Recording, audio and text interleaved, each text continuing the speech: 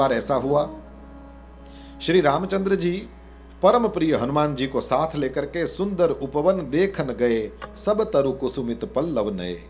सुंदर उपवन में गए हैं और जानी समय सनकादिक आए, तेज पुंज गुणशील सुहाए। वहां पर सनकादिक आते हैं। सनकादिक अगस्त्य जी महाराज के पास वे वहां कथा सुना रहे थे, तो कथा सुनकर के आ रहे थे और राम जी अत्यंत हर्षित होकर के फिर दंडवत करते हैं, अपना पीतांबर ये बिछाते हैं, अपने उपवस्त्र को बिछाते हैं और उन पर सनकादिक विराजते हैं। फिर हनुमान जी सहित तीनों भाइयों ने भी दंडवत करी और रघुनाथ जी के नेत्रों से प्रेमाश्रुओं का जल बहने लगा है, शरीर पुलकित हुआ है। परमात्मा श्री हरि ने हाथ पकड़ करके उन श्रेष्ठ मुनियों को बैठाया है और राम जी स्वयं अपने भाग्य की बड़ाई करते हुए कहते हैं, आज धन्य मैं सुनहु मुनीसा, तुमरे दरस जाहि अघ खीसा, बड़े भाग पाइब सतसंगा, बिनहि प्रयास होहि भव भंगा। हे संत कुमारों, सुनिए, आज मैं धन्य हूं क्योंकि बड़े ही भाग्य से सत्संग की प्राप्ति होती है। चारों मुनि हर्षित होकर के परमात्मा की स्तुति करते हैं और परमात्मा श्री हरि के पास 34वां दोहा देखिए, उसमें भी सनत कुमार भी भगवान के पास से भक्ति मांगते हैं। परमानंद कृपायतन मन परिपूरन काम, प्रेम भक्ति अनुपायनी देहु हमहि श्री राम।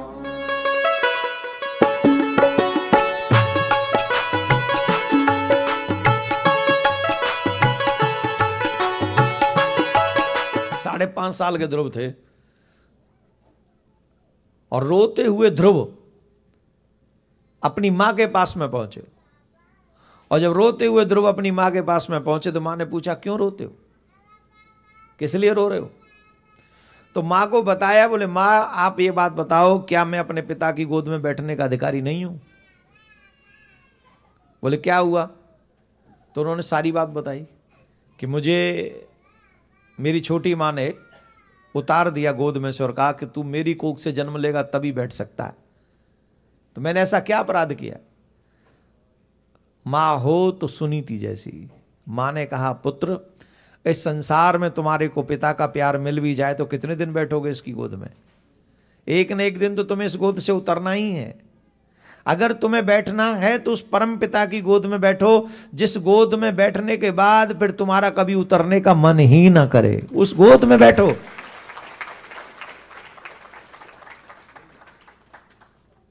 हम लोग जीवन भर अपने बच्चों को ये सिखाते, मैं तेरी मम्मी मैं तेरा पापा, मैं तेरी मम्मी मैं तेरा पापा। कभी नहीं बताते कि हम लोग तो इस जन्म के मम्मी पापा हैं, जन्म जन्म के मम्मी पापा वो हैं। कभी नहीं सिखाते उन्हें, अपने में ही उन्हें फंसा के रखते हैं।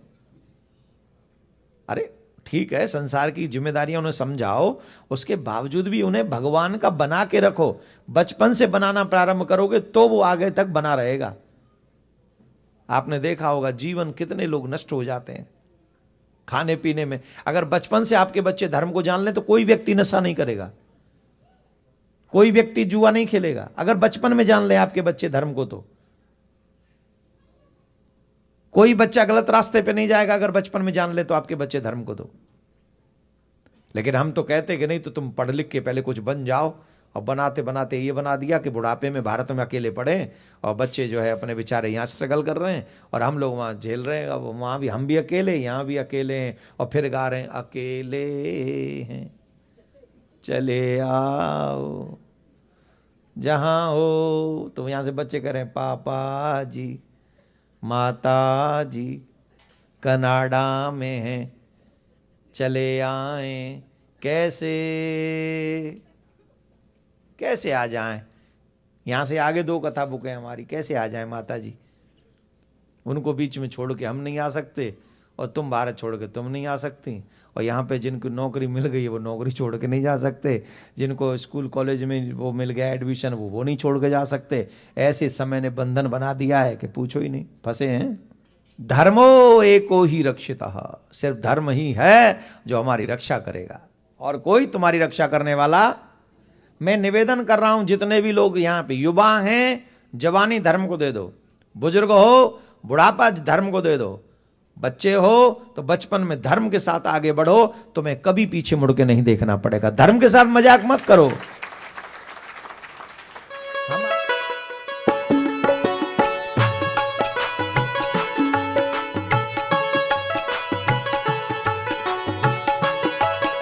एक बात याद रखना, और सच्ची बात मैं आपको बता रहा हूं, संतों से सुनी हुई, कि जब आप ठाकुर जी के दर्शन करने के लिए मंदिर जाते हो ना, या आप अपने घर के ठाकुर जी की जिस समय सेवा करते हो, अगले दिन ठीक उसी समय ठाकुर जी आपकी प्रतीक्षा करते हैं कि मेरा भक्त आ रहा होगा, कल आया था। और आप ठाकुर जी को प्रतीक्षा करवाएं, ये तो भक्ति का मार्ग नहीं है। भक्ति का पथ तो ऐसा नहीं है। तो जीवन का नियम जरूर होना चाहिए, चाहे कैसा भी हो। एक व्यक्ति था, तो जब अपने घर से निकलता था, उसकी कपड़े की दुकान थी, घर से निकलता था तो हमारे यहाँ पर तो कई लोग वो तंबाकू खाते हैं ना महाराज, वो चूना डाल के, आपने भी देखा होगा, तंबाकू हाथ पे रख लिया, चूना से ऐसे रगड़ते रहेंगे उसको, ऐसे उसमें अग्नि प्रकट करने, जैसे अग्नि प्रकट हो जाएगी। प्रेम से को राधे राधे। कई लोगों को देखा बात करते करते 1-1 घंटा हो जाएगा, वो लग रहे महाराज। अब वो जब घर से निकलता था तभी अपने हाथ पे तंबाकू रखता था, चूना रखता था, रगड़ने के लिए तैयार रहता था। रास्ते में पड़ता था एक मंदिर, तो कभी कभी चूना ज्यादा हो जाता था तो निकाल के मंदिर की दीवार से पहुंच देता था और चला जाता था आगे महाराज। दुकान पहुंचते पहुंचते तंबाकू तैयार। अब उसका रोज का यही नियम कि रोज महाराज जाए और दीवार से चूना लगाया वे। अब ऐसा करते करते 1-2 साल व्यतीत हो गए, 4 साल व्यतीत हो गए। एक दिन पड़ी बड़ी जोर से बरसात। अब बरसात पड़ी तो दुकान पे गया नहीं, दुकान पे नहीं गया, घर में बैठा हुआ है। ठाकुर जी प्रतीक्षा कर रहे हैं, आज नहीं आया। ठाकुर जी प्रकट हो गए उसके सामने, क्यों भैया आज नहीं आया तू? बोले प्रभु आप मेरी कौन सी सेवा से प्रसन्न हो जो मेरी प्रतीक्षा कर रहे थे? बोले भैया दुनिया में बहुत लोग देखे हैं पर तेरे जैसा कोई भगत नहीं देखा जो रोज मुझे ही चूना लगाने के लिए आ जाता है। यहाँ दुनिया वाले एक दूसरे को चूना लगाते हैं, तूने तो मुझे ही चूना लगा दिया। आज तू चूना लगाने के लिए नहीं आया, मैंने सोचा पता नहीं क्यों नहीं आया, ला तेरे दरवाजे पे चलूं मिल आऊंगा। क्यों नहीं आया चूना लगाने के लिए? तो सरलता कितनी है ठाकुर जी की, आप ये देखिए। भक्तों के लिए प्रभु कुछ भी करने के लिए तैयार है, लेकिन आप अपनी भक्ति को भाव रूप से करते हैं, नियम रूप से करते हैं तो ठीक है।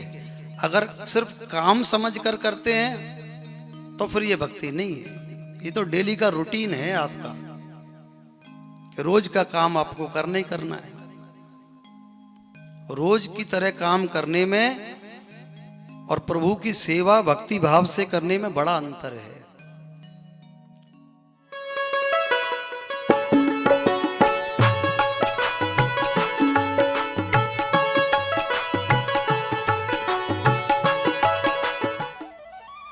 चोर चोरी करने आए, घर में घुस गए। श्रीमान जी से कहा या तो धन दो या तो प्राण दो। श्रीमान जी कहते हैं प्राण ले लो, धन छोड़ दो, हमारे बुरे वक्त में काम आएगा, बुढ़ापे में काम आएगा। मेरे प्राण ले लो, धन मैंने बुढ़ापे के लिए इकट्ठा किया है, प्राण ले लो, धन छोड़ दो। अरे तू मर जाएगा तो बुढ़ापे की नौबत ही नहीं आएगी, पहले से ही टिकट कट जाएगा। ये है आंतरिक जीवन में कितनी हमारे कमजोरियां होती हैं, वही यहां पर है। नंदस्त्वात्मज उत्पन्ने जातान लाधो महामना, महामना अति उदार चित्त है। नंद बाबा बड़े उदार हो गए, महामना हो गए। नंद रानी जी भी आज बड़ी उदार हैं। नंद के आनंद वह जय कन्हैया लाल की। लाखों की भीड़ आ रही है, लाखों की जा रही है।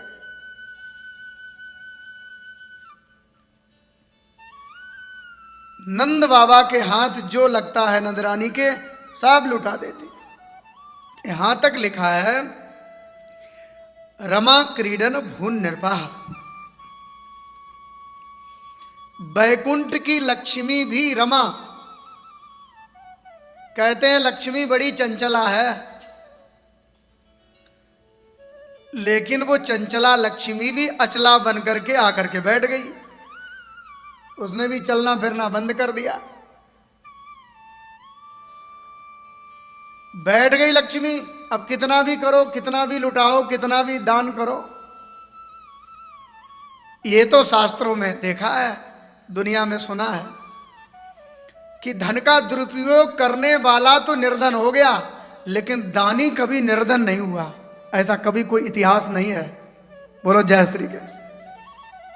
कि उसने इतना दान किया वो निर्धन हो गया। जो धन का दुरुपयोग जिन्होंने किया, आदर नहीं किया, वो तो निर्धन हो गए। लेकिन ऐसा नहीं सुनने को मिला, कोई इतिहास नहीं है, कोई पंक्ति उसमें नहीं है इतिहास में कि कोई दानी कोई निर्धन हुआ, दान के कारण निर्धन हो गया। बोलो जय श्री कृष्ण।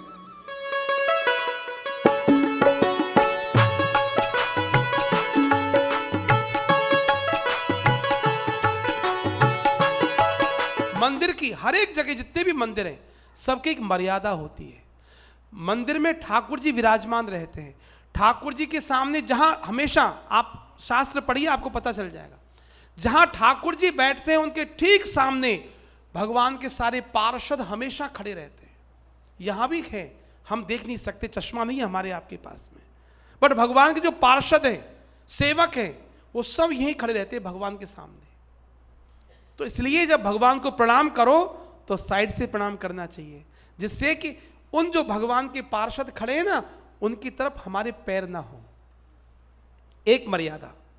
दूसरी बात, मंदिर का जो प्रांगण है, ये हॉल है, इस हॉल में कभी भी खाना पीना नहीं चाहिए। अलग से व्यवस्था है।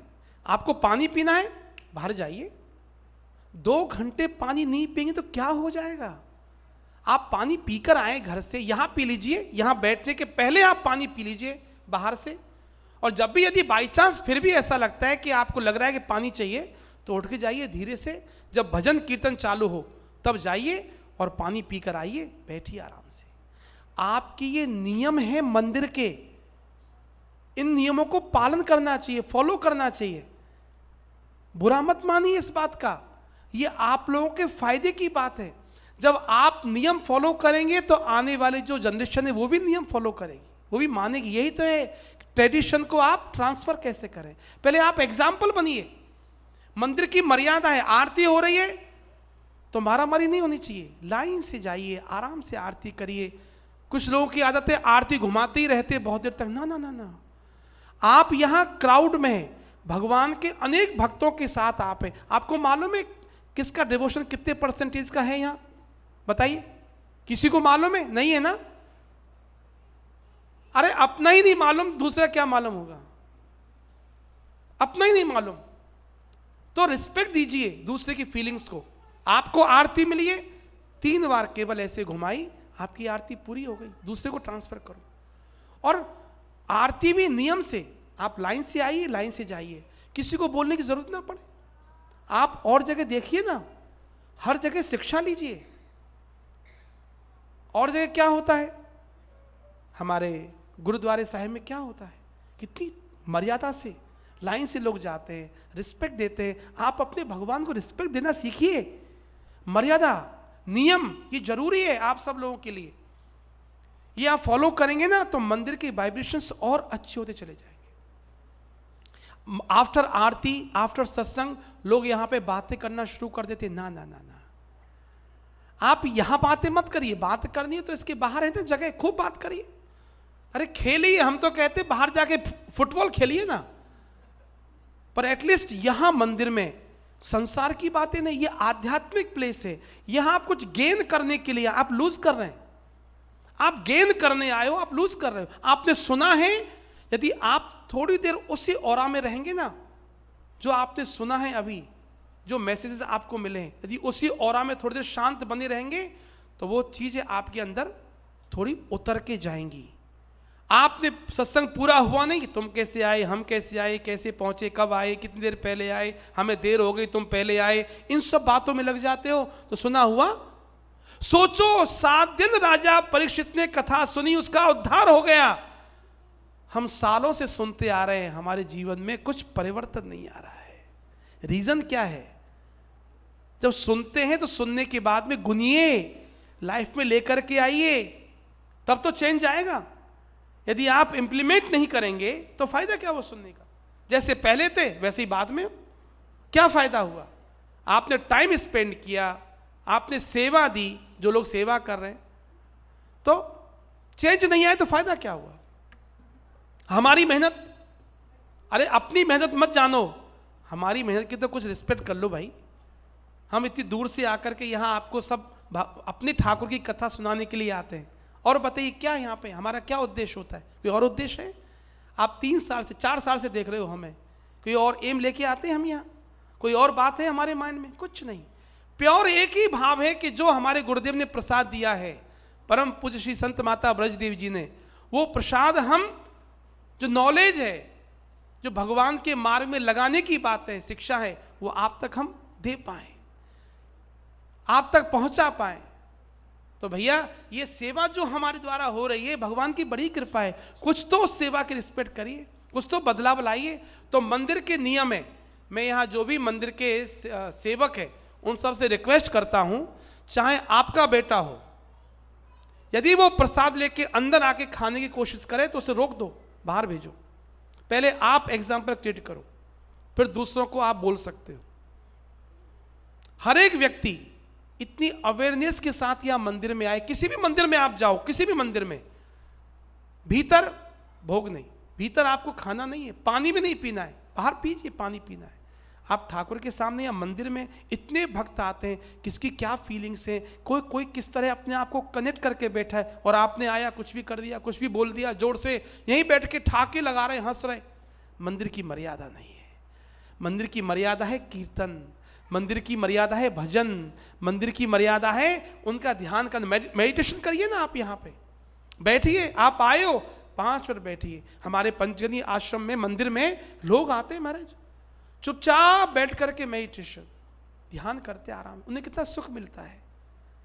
तो ये मंदिर मेडिटेशन की जगह है, यहाँ उसको देखो और उसको अपने अंदर लाने की कोशिश करो, तब आपके हमारे जीवन में जो चेंज आएगा ना, तब आएगा। तो ये मर्यादाएं हैं, इनका हमको आपको सबको पालन करना चाहिए। अस्तु।